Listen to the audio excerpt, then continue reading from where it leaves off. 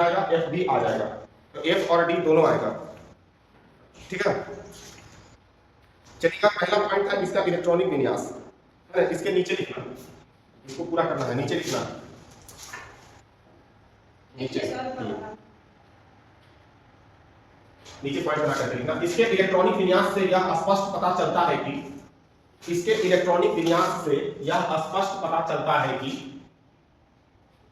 इसके स्पष्ट इलेक्ट्रॉनिक विन्यास से यह पता चलता है कि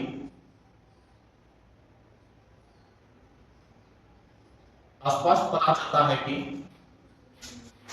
इनके बाह्यतम कक्ष में इलेक्ट्रॉनों की संख्या 5 है। बाह्यतम कक्ष में इलेक्ट्रॉनों की संख्या 5 है।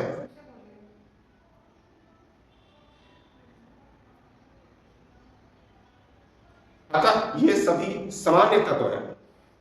अतः ये सभी सामान्य तत्व हैं। अतः ये सभी सामान्य तत्व हैं।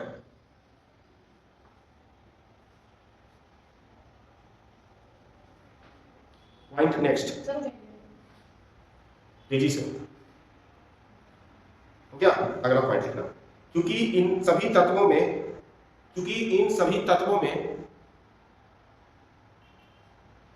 इसके अंतिम electron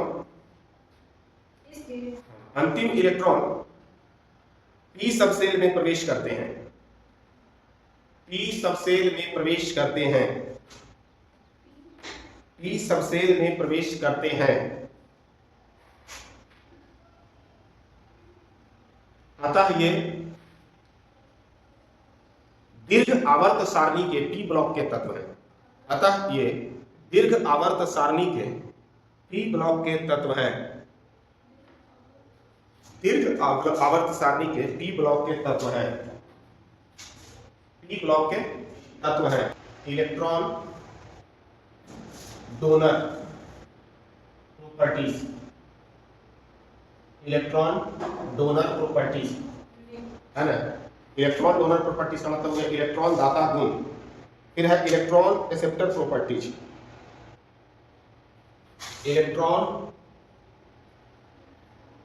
acceptor properties, electron donor properties, electron acceptor properties, यानी कि इलेक्ट्रॉन ग्राही गुण। एक्सेप्टर मतलब क्या होता है, इलेक्ट्रॉन लेने वाला, है ना। Electron acceptor properties. उसके बाद है अगला परमाणु एवं आयनिक त्रिज्या, एटॉमिक एंड आयोनिक रेडियस। परमाणु एवं आयनिक त्रिज्या, एटॉमिक एंड आयनिक रेडियस। परमाणु और आयनिक त्रिज्या, क्या बोले चौथा था? परमाणु एवं आयनिक त्रिज्या, एटॉमिक एंड आयनिक रेडियस। परमाणु एवं आयनिक त्रिज्या, परमाणु एवं आयनिक त्रिज्या। पांचवा है आयनन एंथैल्पी, आयनन IONIZATION, आयनोजेशन एंथैल्पी, आयनन एंथैल्पी, आयनन एंथैल्पी, आयनन एंथैल्पी, आयनन एंथैल्पी, आयनोजेशन एंथैल्पी। हो गया। उसके बाद छठा है पॉइंट नंबर 6, इलेक्ट्रॉन बंधुता, electron affinity, electron affinity, electron affinity, AFFINITY, electron affinity, electron बंधुता। हो गया। सातवां है इलेक्ट्रोनिगेटिविटी, विद्युत ऋणात्मकता,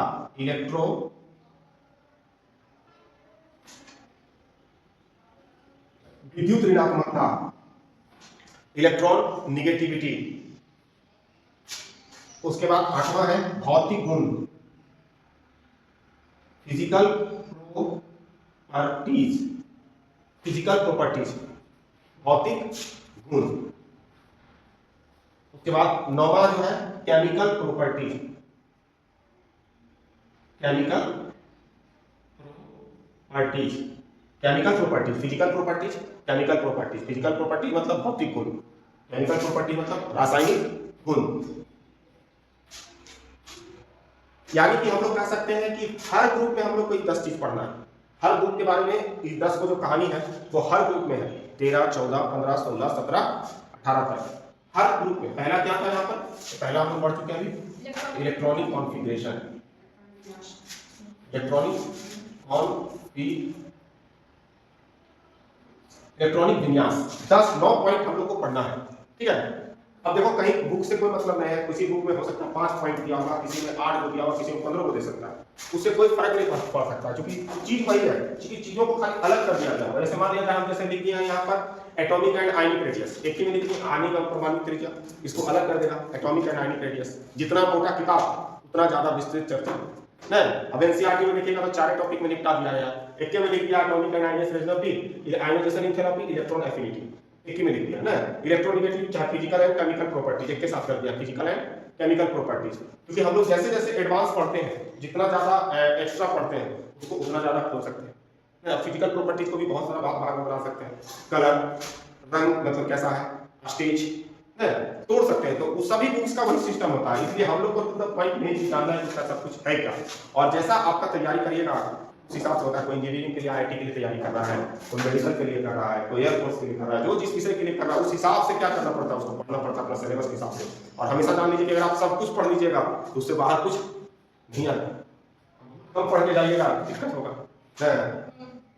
बिहार बोर्ड के अगर एग्जाम दे रहे हैं तो कोई दिक्कत नहीं, क्योंकि इसमें सब सिलेबस सही रहेगा, क्वेश्चन और प्रश्न रहेगा 30 को आंसर करके देना है मतलब। और अगर कोई आदमी पूरे किताब से 30 क्वेश्चन अगर चल गया याद करके, 30 क्वेश्चन साल भर में 30 क्वेश्चन अगर बढ़िया से याद कर लिया तो 15 में मिल जाएगा, कोई जरूरत नहीं है कुछ करने की। यही रणनीति है कि आप 30 क्वेश्चन सेलेक्ट कर लीजिए। और कैसे सेलेक्ट करना है किसी पर कुछ नहीं, आप लोग सब कोई खरीदता देखता है ना इसके पर क्वेश्चन बैंक, जिसमें 2015 से लेकर के 26 तक के प्रश्न देवल रहेगा नहीं। और हर क्वेश्चन 1 साल 2 साल के बाद रिपीट है, उसमें से बस 30 क्वेश्चन का लिस्ट बना लो, उतने पढ़ जाओ, छोड़ दो दुनिया कहानी आगे डन। लेकिन आदमी उतना नहीं करता नहीं, जब पैसा रहता है बोले तो रचिया खोजता किताब तो कहाँ से मिलेगा ना, ऐसी बाय में रहता है कहने मिलेगा कौन चीज नहीं, कौन चीज पढ़ ले वहाँ कौन सी है, बोले तो वहाँ जाना है बॉर्डर पर इसीलिए। लेकिन अगर हम लोग सोच लो कि जो पॉइंट पढ़ना है, क्या बोले एकदम सफल रणनीति है कि क्वेश्चन बैंक लीजिए, उसका पिछला 5 साल के क्वेश्चन को देख लीजिए, अपने आप मिल जाएगा कि हाँ ये क्वेश्चन पूछा। बस 30 क्वेश्चन सेलेक्ट करके 30 क्वेश्चन याद कर लीजिए। 15 को परीक्षा में लिखना रहता है, ऐसा कोई भारत में एग्जाम में इतना जहाँ मल्टीपल ऑप्शन है कि 30 को में 15 को कोई भी आपको जो याद रहे वह लीजिए नहीं। और ओकरो में तो आसान है कि नहीं सर हम पूरा चैप्टर वाला क्वेश्चन में कहाँ याद रखेंगे, हम 5 चैप्टर पर काम चला लेंगे, उसमें भी हो जाएगा। क्योंकि जो जो उस चैप्टर से रिलेटेड क्वेश्चन होगा मैं वही बनाएगा, उसमें लिख के काम है। जैसे एक क्वेश्चन से कम 15 नंबर क्या है जो क्वेश्चन आता है, उससे एक चैप्टर से 3 से 4 क्वेश्चन आता है, एक चैप्टर से 3 से 4 क्वेश्चन नहीं रहता है। अगर हम 5 चैप्टर ही खाली पढ़े तो छोड़ दो 15 चैप्टर, 5 ही खाली पढ़े। अगर एक चैप्टर से 15 2 नंबर का जो क्वेश्चन होता है उसमें अगर हम 5 चैप्टर से पढ़ के गए 15 क्वेश्चन तो भी काम किया। पूरा चैप्टर जो नहीं पढ़ा वो भी। तो हर चीज का एक रणनीति है, आप लोग चाहेंगे तो बहुत अच्छा से, लेकिन ऐसा होता नहीं है, संभव नहीं है, आखिर है इंसान सब पढ़ने सब आदमी नहीं धरती पर सब पापित हो जाएगा नहीं हो जाएगा। लेकिन ऐसा नहीं कभी हुआ है नहीं कभी होगा नहीं, और होना भी नहीं चाहिए नहीं, दिक्कत हो जाएगा। सब तुम गांव में सब डॉक्टर इंजीनियर मिलेगा तो कोई छोटा काम करने वाला आदमी मिलेगा, तू कहेगा डॉक्टर है, कहेगा इंजीनियर है, कहेगा डॉक्टर आदमी चला जाएगा डॉक्टर इंजीनियर। यहाँ गलत मुझे ये है नहीं, तो भाई बैंक कैसे चलेगा, तो हो नहीं सकता है सबको जरूरत। तो इसी चीज के लिए हम लोग को है कि यहाँ पर 9 पॉइंट पढ़ना है हर चीज, हर ग्रुप में। जैसे हम ग्रुप डालेंगे 15 के बाद 16 9 पॉइंट हाईलाइट हो जाएंगे। उसका क्या नियम है, उसमें क्या फिजिकल प्रॉपर्टी, उसकी क्या केमिकल प्रॉपर्टी है, उसका क्या है, कुछ चीजें तो हम ऐसा ही बता दिए ग्रुप देख करके कि नाइट्रोजन 7 है, नीचे की तरफ जाते हैं तो तत्वों की कठोरता हार्डनेस क्या हो जाती है, बढ़ जाती है। अगर परीक्षा में खाली इसको इतने बात रहेगा कि नाइट्रोजन और बिस्मथ में क्या क्या अंतर है, तो बहुत आदमी इसी को ना बना के लिख देगा कि नाइट्रोजन गैस है, ऊपर से नीचे की ओर चलते हैं तो तत्वों की क्या होती है, हार्डनेस बढ़ती है, तो निश्चित रूप से बिस्मथ जो है क्या होगा, कठोर होगा। क्यों कठोर होगा, तो नाइट्रोजन में 7 इलेक्ट्रॉन, 7 कक्षा है, 2 ही सेल है, 83 नहीं, सब कुछ इसी में छिपा हुआ है। करते हमारी कोशिश होनी चाहिए। चलिएगा दूसरा पॉइंट क्या है, पहला दिखा चुके हैं, दूसरा पॉइंट क्या है, इलेक्ट्रॉन डोनर प्रॉपर्टीज बनाइएगा। इलेक्ट्रॉन डोनर प्रॉपर्टीज, विद्युत दाता गुण, विद्युत दाता गुण पंखा क्या बंद कर देती? इधर उधर चला।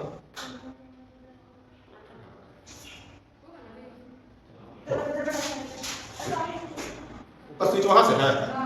इसका और उसका एक का फ्यूज नहीं है। आई थिंक ऑन करो तो सब इधर चलता है कि नहीं? नहीं है।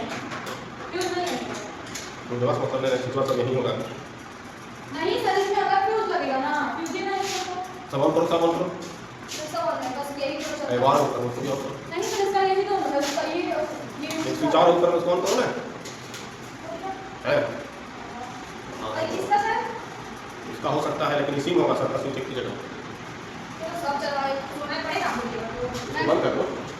उसको बंद में वृद्धि होने के साथ साथ नीचे जाने पर परमाणु संख्या में वृद्धि होने के साथ साथ परमाणु संख्या में वृद्धि होने के साथ साथ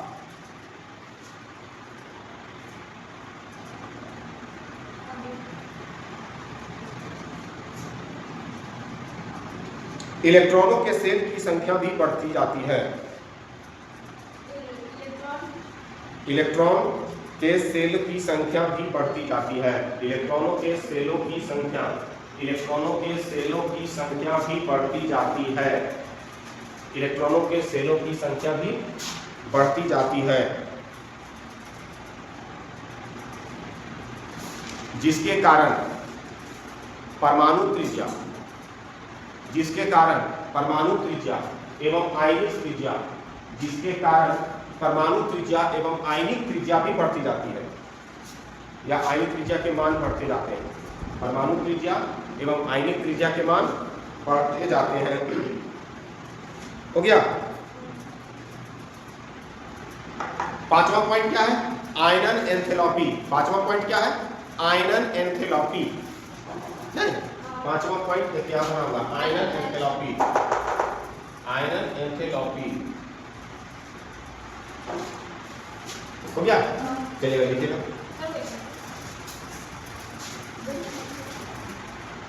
इस ग्रुप के तत्वों के आयनन एंथैल्पी के मान उच्च होते हैं। इस ग्रुप के तत्वों के आयनन एंथैल्पी के मान उच्च होते हैं। इस ग्रुप के तत्वों के आयनन एंथैल्पी के मान उच्च होते हैं।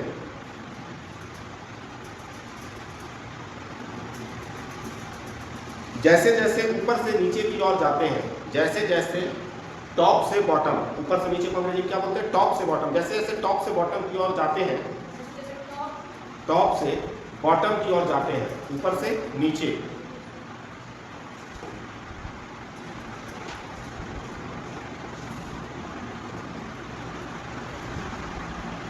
वैसे वैसे तत्वों के परमाणु संख्या में वृद्धि होती है। वैसे वैसे तत्वों के परमाणु संख्या में वृद्धि होती है। वैसे वैसे तत्वों के परमाणु संख्या में वृद्धि होती है। वैसे वैसे तत्वों के परमाणु संख्या में वृद्धि होती है।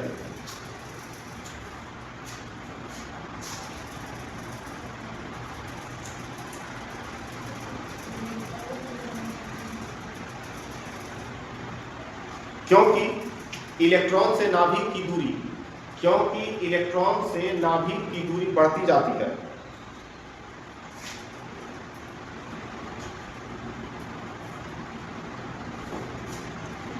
दूरी बढ़ती जाती है। अतः संयोजी इलेक्ट्रॉन पर नाभिक का आकर्षण बल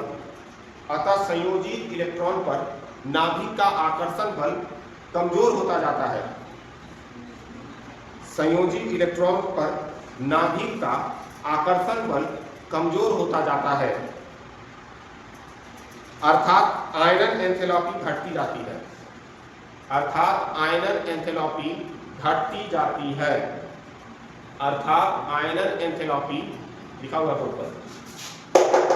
अर्थात आयनन एंथैल्पी बढ़ती जाती है। हो गया। आयनन एंथैल्पी बढ़ती जाती है। हो गया। चलिए छठा पॉइंट क्या? पांचवा छठा न होगा इलेक्ट्रॉन बंधुता। इलेक्ट्रॉन बंधुता